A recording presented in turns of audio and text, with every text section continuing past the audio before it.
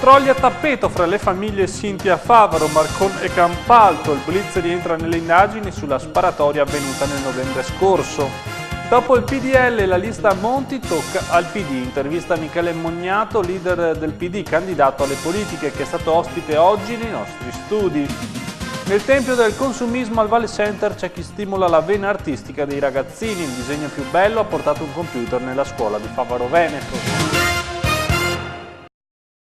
Ben ritrovati dalla redazione del TG di Televenezia. In apertura Sinti nel mirino delle forze dell'ordine, polizia e carabinieri, che stamane hanno perquisito il villaggio di Favaro Veneto in via del Grano Turco a Mestre.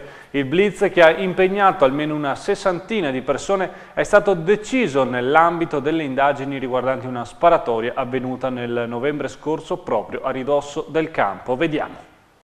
Blitz congiunto di polizia e carabinieri nel villaggio Sinti di Favaro Veneto a Mestre. Gli spari e il ritrovamento di bossoli nei dintorni del campo, avvenuti il 28 novembre scorso, sono all'origine della perquisizione che è stata ordinata dalla questura stamane all'alba. 60 uomini tra poliziotti, militari, artificieri e unità cinofile hanno passato al settaccio i bungalow di cartongesso dove risiedono le famiglie Sinti in via del Grano Turco, e altre perquisizioni sono avvenute a Marcon e a Campalto, nelle abitazioni di altri nuclei familiari Sinti.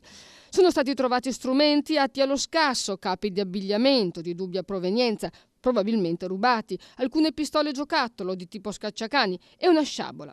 Rimangono ancora da chiarire le circostanze in cui sono stati sparati 20 colpi di pistola nel cuore della notte nel novembre scorso, colpi che hanno svegliato le famiglie Sinti e allarmato i residenti.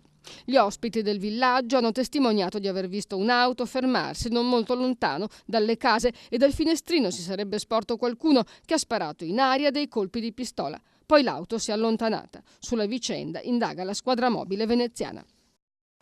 Paura nel Veneto orientale dopo la rapina in villa Jesolo subita dalla signora Menazza, madre di un noto albergatore della località balneare. Alla vista dei due malviventi la donna ha perso l'equilibrio ed è caduta fratturandosi una spalla. L'episodio ha riproposto la questione della sicurezza nella zona. Il 29 gennaio nella scuola Roncalli di Quarto d'Altino si terrà un incontro pubblico dedicato all'aumento della microcriminalità, a cui parteciperanno il capitano della compagnia dei carabinieri di San Donà di Piave Giovanni Blasutig e il vicequestore del comando di polizia di Stato di Jesolo Giuseppe Cerni. E voltiamo pagina, avviate le trattative per la cessione delle aree dismesse di Porto Marghera di proprietà dell'ENI. L'ente nazionale idrocarburi attraverso la Syndial è pronta a vendere, resta da stabilire il prezzo. Bonifiche aree di Porto Marghera, atto secondo. Sindacati e lavoratori hanno gli occhi puntati sulle trattative per la cessione delle aree di Porto Marghera di proprietà dell'ENI, un volano per fermare l'agonia della gloriosa zona industriale veneziana. L'amministratore delegato di Syndial, Alberto Chiarini, si è incontrato a Palazzo Balbi con Renato Chisso e Giorgio Orsoni per discutere su come liberarsi delle 19 aree, poco più di 100 ettari dismesse e in buona parte da bonificare. I 4 protocolli siglati 2 giorni fa dal ministro Corrado Clini hanno abbattuto i tempi per la bonifica. Anziché anni, mesi. Basterà una semplice messa in sicurezza con un costo minore per chi le acquisterà, un abbattimento dei prezzi indispensabile per attrarre nuovi investitori. Fino ad oggi il costo al metro quadro di queste aree era proibitivo e per nulla concorrenziale ad altre aree industriali e portuali del centro e sud Italia. Il manager della società dell'ENI ha iniziato la trattativa per la cessione delle aree e i 2 amministratori Orsoni e Chisso hanno valutato l'inizio della contrattazione positivo, segnale che ENI non intende speculare sulle aree e infatti la società si è sempre dichiarata disposta a non voler fare cassa e pronta ad accettare che una stima dei prezzi di vendita venga fatta da periti scelti dal Tribunale. Sono stati chiariti i metodi per la valutazione delle aree, hanno spiegato in una nota il Comune di Venezia e la Regione Veneto, e il prossimo appuntamento avverrà tra 20 giorni. E crescono dunque le speranze fra i lavoratori della Vinyls sul buon esito delle trattative con l'oleificio Medio Piave, che si è offerto di acquisire le aree di Syndial, tanto che oggi Massimo Meneghetti, segretario provinciale della FEMCA CISL, ha dichiarato di attendersi ora dall'oleificio atti concreti per chiudere il rogito con Eni e avviare le assunzioni dei 140 operai rimasti a casa. Meneghetti ha chiesto la convocazione della conferenza dei servizi per affrontare e risolvere la criticità delle trattative. E intanto buone notizie per la Fincantieri, che sta allargando il segmento del mercato a cui si rivolge con un ingente investimento. Sentiamo di cosa si tratta. Fincantieri allarga il suo mercato e acquista la STX OSV, una società quotata in borsa a Singapore, leader nella costruzione di mezzi navali di supporto alle attività di estrazione e produzione di petrolio e gas naturale. Costo dell'operazione 900 milioni di euro. Si tratta di un investimento storico per la società cantieristica italiana, con cui Fincantieri raddoppia le proprie dimensioni e diventa il quinto costruttore navale al mondo, dopo i giganti asiatici. I primi 4, infatti, sono tutti coreani. Il gruppo italiano ha vissuto momenti difficili dal 2008 ad oggi. Anche lo stabilimento veneziano ha dovuto ricorrere alla cassa integrazione e in questo momento a salvarlo ci sono le commesse delle società crocieristiche. Ora l'azienda, che punta dunque sulla diversificazione, conta 21 cantieri in 3 diversi continenti, dà lavoro a 20.000 persone e ha registrato ricavi per 4 miliardi di euro. La società STX OVS impiega 9.200 dipendenti attraverso 10 cantieri in tutto il mondo. Negli ultimi 3 anni ha generato ricavi per circa 1 miliardo e 600 milioni di euro. I finanziamenti per l'operazione saranno concessi da un pool di banche anche italiane, tra cui la Carige e Unicredit. E va a gonfie vele l'export del vino veneto. La regione esporta il 31% del totale italiano che finisce all'estero. Per la nostra regione si tratta di un primato raggiunto negli ultimi 9 mesi. E voltiamo pagina, continua a dividere il caso del famoso volantino distribuito qualche giorno fa in una classe del liceo Foscarini dal docente di religione che, volendo dare qualche spunto di riflessione per un dibattito in classe sul tema dell'omosessualità, è finito sulle pagine dei giornali per essere stato accusato di omofobia. Alcuni colleghi hanno voluto metterci la faccia pur di dimostrargli solidarietà, vicinanza e stima. Al di là del contenuto del foglio, afferma un docente che ha firmato, Pavanello è una persona molto amata anche dagli studenti, ma il coordinamento studenti medi ha infatti indetto un presidio per domani pomeriggio alle ore 17:30 in campo San Geremia per una riflessione sull'insegnamento della religione nelle scuole e sulla presenza del crocifisso in aula. E voltiamo pagina perché ora vi mostriamo le immagini di San Cassiano a Venezia, che stamane è stato allagato a causa della rottura di una tubatura dell'acqua. È accaduto attorno alle 9:30 durante i lavori di manutenzione del gas. Ed ora la campagna elettorale. Alla fine sono state più di 20 le liste presentate per l'elezione del Senato e per le 2 circoscrizioni della Camera, Veneto 1 con Verona, Vicenza, Padova e Rovigo e Veneto 2 con Venezia, Treviso e Belluno. Ma non tutte potranno davvero partecipare alla competizione elettorale. Alla Corte d'Appello di Venezia sono infatti ancora in corso le verifiche sulle firme che dovevano corredare le liste. Alcune formazioni minori non sarebbero riuscite a raccogliere il numero di firme necessario. A rischio esclusione per carenza di firme ci sarebbe anche la lista Democrazia Atea, che ha per capolista l'astrofisica Margherita Hack. Ce l'avrebbero fatta invece le 2 formazioni indipendentiste venete, Indipendenza Veneta e Veneto Stato, che dovrebbero così poter contendere alla Lega il voto autonomista. Inoltre la lista Prima il Nord di Vittorio Sgarbi, almeno nel Veneto, non è stata depositata. Noi intanto continuiamo a presentare le liste. Oggi è stato ospite nei nostri studi Michele Mognato, segretario provinciale del PD, candidato alla Camera 1, che ci ha parlato dei programmi del Partito per le Politiche. Siamo negli studi di Televenezia e accanto a me Mognato, che è un rappresentante del PD molto importante e molto autorevole di Venezia, ma è qui anche per parlarci delle liste per il Senato e per la Camera del PD in vista di queste elezioni. Grazie per essere qui con noi. Grazie a voi. Allora, quali sono le novità di queste liste? Ma le novità sta innanzitutto nel come noi abbiamo fatto le liste. Noi avevamo detto una cosa: se rimaneva questa legge elettorale, la cosiddetta Porcellum, quella fatta da Calderoli, noi avremmo fatto le primarie, e così è stato. Noi abbiamo il 30 dicembre, quindi una giornata anche particolare, abbiamo chiamato gli elettori del centro-sinistra, quelli che avevano già votato per le primarie per la scelta del candidato premio, insomma erano stati oltre 3 milioni in Italia e poi sono stati 1 milione il 30 dicembre, a scegliere i propri rappresentanti in Parlamento. È stata una bellissima giornata, nella nostra provincia hanno votato oltre 14.000 persone e noi siamo stati scelti attraverso questo metodo. La lista è composta da uomini e donne, ci sono persone... Sì, poi ricordiamo che lei è anche segretario provinciale del partito, oltretutto quindi anche una storia sì, radicata nel partito in città e nella provincia, no? Sì, sì, io ho fatto prima un'esperienza di amministratore, insomma, Comune di Venezia, e da 2 anni faccio il segretario provinciale. Naturalmente, oltre alla mia presenza nelle liste, poi abbiamo uomini e donne che sono espressione del territorio, quindi le nostre liste sono fortemente caratterizzate da persone scelte dalla gente, dagli elettori e che sono radicate nel territorio.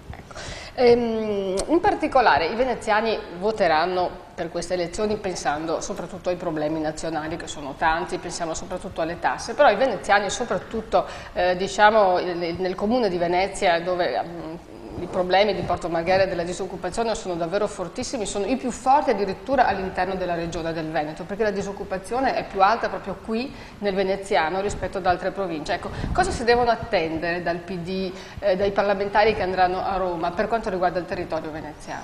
Allora, noi stiamo declinando le proposte a livello nazionale, perché i temi come l'occupazione, le tasse, il fisco, insomma, sono le grandi questioni nazionali, le pari opportunità. Sì. Noi stiamo declinandole per il nostro territorio, perché noi vogliamo essere una squadra che porta i problemi della nostra provincia, della nostra città di Venezia in Parlamento, e quindi abbiamo individuato alcune priorità. La città metropolitana, dobbiamo fare la città metropolitana, dobbiamo semplificare il sistema amministrativo, possiamo essere una delle 10 città più importanti del nostro paese. Il lavoro, il tema del lavoro che riguarda imprese, perché oggi la grande sofferenza è anche nelle piccole e medie imprese, ma anche il lavoro dipendente, chi non ce l'ha il lavoro, ma soprattutto anche le tante persone che vivono in certezza e quindi non sanno cosa succede domani. Così come i temi della legge speciale, la riforma della legge speciale. Già i nostri parlamentari avevano attivato un percorso, se ne ha cominciato a discutere anche in Commissione al Senato. Noi riteniamo che Venezia, che è città unica al mondo, deve avere anche una sua legge e quindi un aggiornamento rispetto alla legge speciale degli anni '80, e su questo costruire non solo la salvaguardia ambientale della nostra città, ma soprattutto anche lo sviluppo. Naturalmente non riguarda solo Venezia, perché riguarda l'intera gronda lagunare, quindi Chioggia, Mila, tutte le città, i paesi.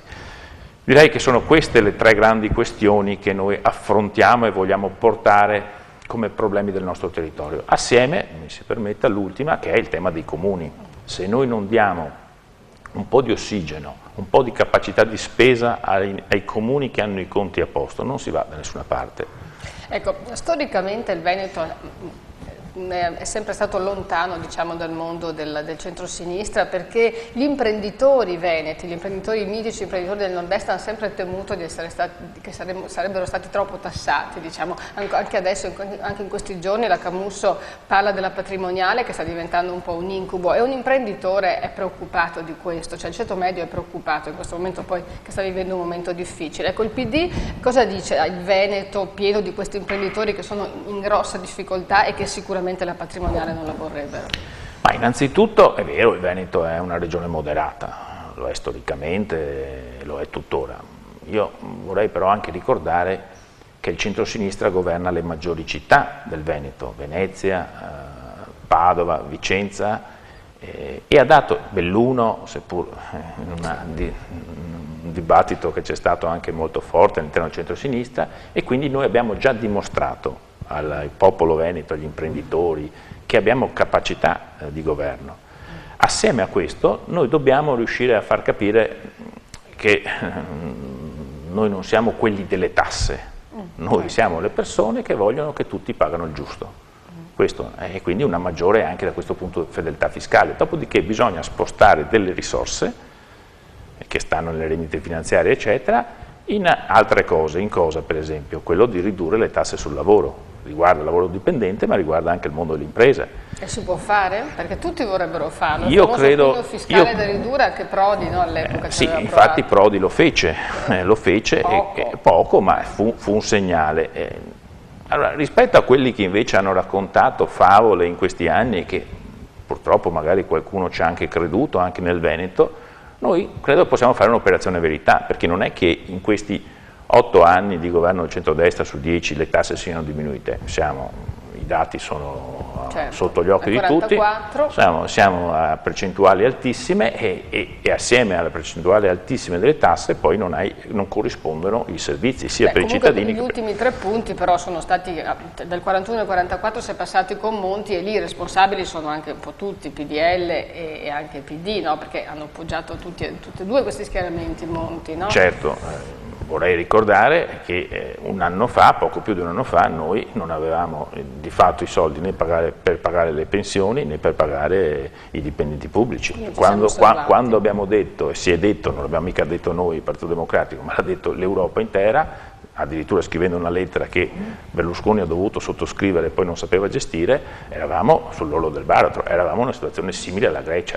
E quindi noi abbiamo fatto un'operazione. Abbiamo messo gli interessi del Paese di fronte ai nostri interessi di partito perché potevamo votare il dicembre dell'anno scorso. Invece abbiamo detto bisogna salvare il Paese, abbiamo detto prima di tutto l'Italia, su questo ci siamo impegnati a sostenere questo governo che ha ridato credibilità all'Italia. Oggi chi va in Europa insomma, sa che l'Italia non è più quella delle barzellette, però è evidente che assieme al rigore è mancata maggiore equità e più crescita. Beh, Monti non vi ricambia con la stessa stima, ha detto che siete degli incapaci, no? Ha parlato in generale, ha detto PD e PDL sono incapaci, ha detto, beh vabbè.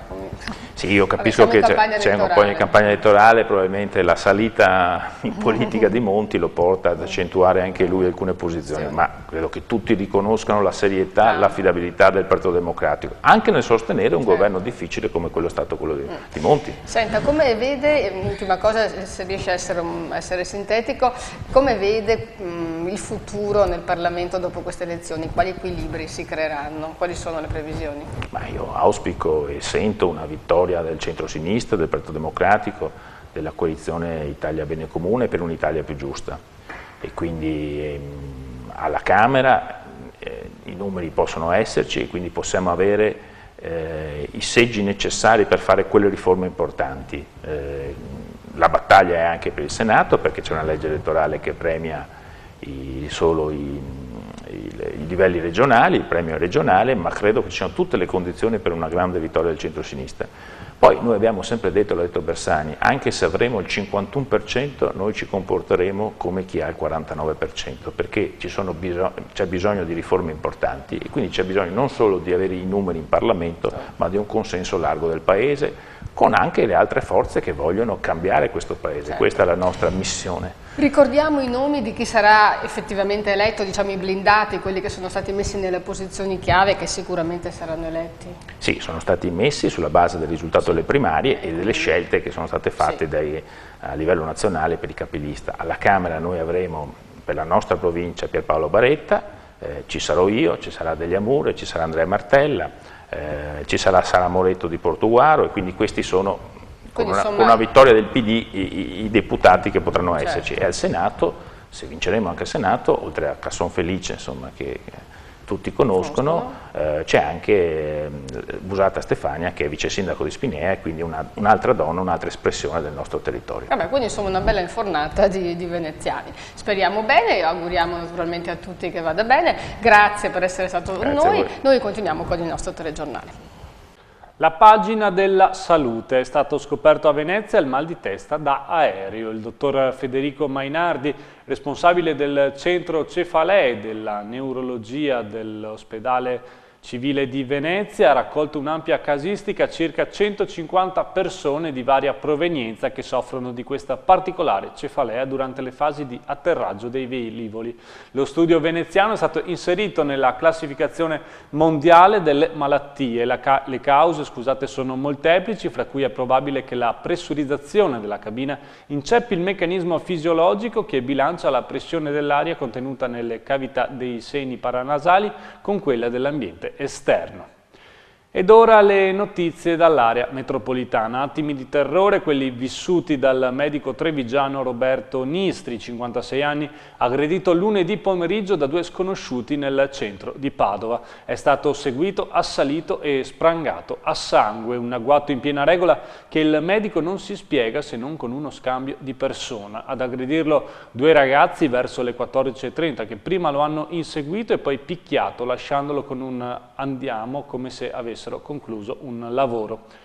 Nel Trevigiano invece nella serata di ieri inseguimento da cardiopalma lungo le strade nella zona di Castelfranco Veneto, per 10 km i carabinieri hanno inseguito un'auto rubata con a bordo 3 persone. La caccia si è conclusa in una strada sterrata dove i malviventi hanno cercato di speronare la gazzella dei carabinieri. I 3 sono fuggiti attraverso i campi, ma uno di loro è stato bloccato e arrestato. Nell'auto sono stati trovati arnesi da scasso. E a Vetrego continua la protesta contro l'aumento del pedaggio autostradale da parte di CAV sul tratto Milano-Padova. Nonostante lo sconto concesso dalla società autostradale ai pendolari, i comitati della zona che si sono riuniti ieri sera sono sul piede di guerra e annunciano mobilitazioni ad oltranza. Definiscono inconsistenti gli sconti e chiedono alternative meno penalizzanti. Ed ora, come di consueto, diamo uno sguardo all'area metropolitana. Vediamo. Popolazione in calo a Fossalta di Portogruaro, con 39 nati e 65 morti, nel 2012 i cittadini sono calati di 40 unità. Al 1 gennaio 2013 la popolazione risulta composta da 6.094 abitanti, con una prevalenza di femmine e un incremento del numero di immigrati che passano da 353 a 355. A Treviso spopolano le sigarette elettroniche, in città si contano almeno 5 punti vendita nati tutti in meno di un anno. I clienti convertiti al nuovo congegno al vapore sono migliaia, si spende meno, spiegano, e poi pare che aiuti a smettere. Il 90% di chi inizia a fumare elettronico abbandona le bionde. I viaggi extraurbani sui mezzi Bus Italia ex Sita costano cari. Dal 16 gennaio è scattato l'aumento del 10% sia per i singoli biglietti sia per gli abbonamenti. Un vero e proprio salasso per i pendolari padovani, ha commentato la Diconsum, che punta il dito anche sulla totale assenza di avvisi agli utenti. Adesso ci spostiamo alla scuola elementare di Favaro, vincitrice del concorso Disegna il tuo Natale, indetto dall'ipermercato Carrefour. Questa mattina la consegna del premio, un computer portatile. A far vincere la sua scuola è stata la piccola Alice di quarta elementare, con un disegno pieno di amore, gioia e amicizia. E così all'Istituto Comprensivo Ilaria Alpi di Favaro Veneto è arrivato un computer nuovo fiammante, l'ambito premio messo in palio dall'ipermercato Carrefour con il concorso Disegna il tuo Natale. Emozionata ma disinvolta e sicura di sé, Alice è stata festeggiata in grande stile, con una cerimonia ufficiale alla presenza di tutti gli alunni, preside, maestre e, cosa importante, i genitori. Ciao, mi chiamo Alice dal Bon e sono stata selezionata per il Carrefour ed ho vinto il concorso grazie al mio disegno. Ho vinto un computer e una macchina fotografica. Sono felice soprattutto perché le mie maestre erano contente, anche il preside e tutta la scuola mi ha fatto i complimenti. Io posso solo esprimere un grande apprezzamento per Carrefour che ha promosso questa iniziativa nella quale siamo stati fortunati a vincere un computer a beneficio di tutta la scuola e con grande onore e apprezzamento per la bambina di quarta che ha fatto il disegno, diciamo, premiato. Alice è stata premiata dal direttore del Carrefour di Marcon, l'ipermercato che in tutta Italia ha ricevuto il maggior numero di disegni. Da sottolineare anche la particolarità della giuria, composta dagli stessi clienti. Abbiamo avuto un grande successo dove hanno partecipato sul territorio nella provincia di Venezia e di Treviso 6 scuole, abbiamo ricevuto più di 300 disegni e siamo oggi contenti di aver premiato la scuola appunto di Favaro con Alice, che ha vinto questo bellissimo notebook.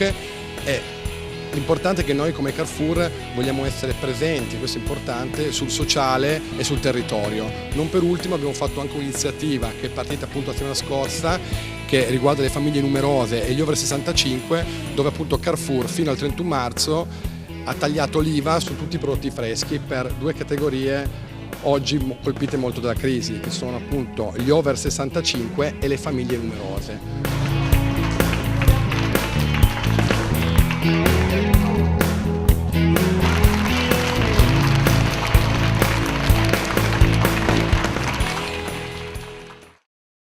E ancora acqua alta a Venezia, alle ore 8:40 di domani salirà a 110 cm. Si tratta dunque di marea sostenuta che fa scattare il codice arancio. Saranno predisposte le passerelle nei punti nevralgici del centro storico. Vediamo allora insieme che tempo farà nei prossimi giorni.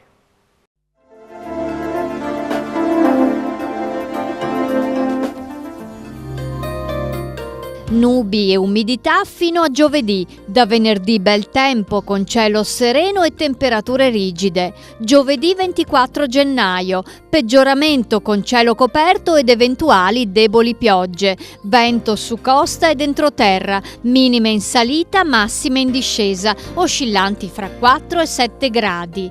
Venerdì 25 gennaio, il tempo migliora, le nubi lasciano il posto ad ampi spazi di sereno. Temperature in diminuzione con minime sotto zero, bora sostenuta sulla costa. Sabato 26 gennaio, bel tempo sereno e soleggiato, con valori termici in discesa, compresi fra -3 e 3 gradi. Domenica 27 gennaio, cielo limpido e soleggiato, molto freddo, minime sempre più giù fino a -5. La marea di giovedì 24 gennaio è molto sostenuta, la massima alle 8:40 1,10 m, la minima alle 15:40 10 cm. Salutiamo i 500.000 amici che ogni giorno seguono il nostro TG, vi diamo appuntamento alle edizioni delle 6:30, 7:30 e per l'informazione serale 19, 20:30 e 23. Arrivederci dalla redazione del TG di Televenezia.